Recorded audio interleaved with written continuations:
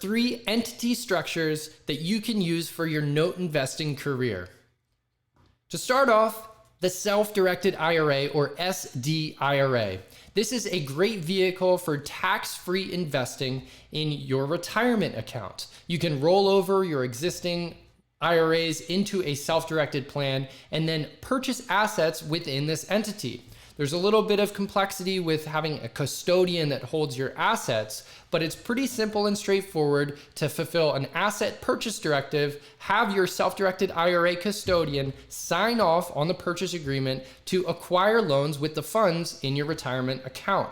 This is a great way for small note investing and especially purchasing cash flowing assets.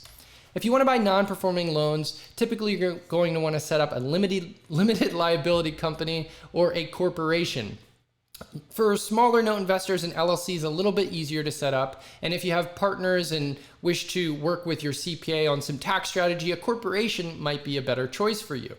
But both of these pale in comparison to the advantage you'll find by creating a Delaware statutory trust with a nationally chartered bank as your trustee. If you're really seeking to scale up your note investment company, going with a Delaware statutory trust offers a much better protection against all of the state licensing and regulations. As a limited liability company or a corporation, you can purchase a minimum amount of assets in certain states.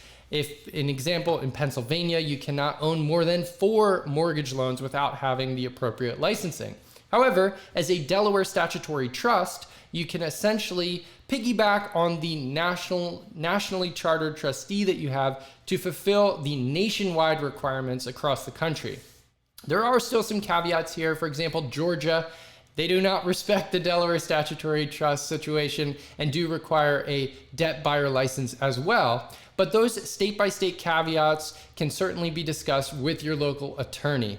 These are the 3 best note investing entities, and you can choose based on a small note investing portfolio, a medium note investing portfolio, or a large note investing operation based on these 3 types.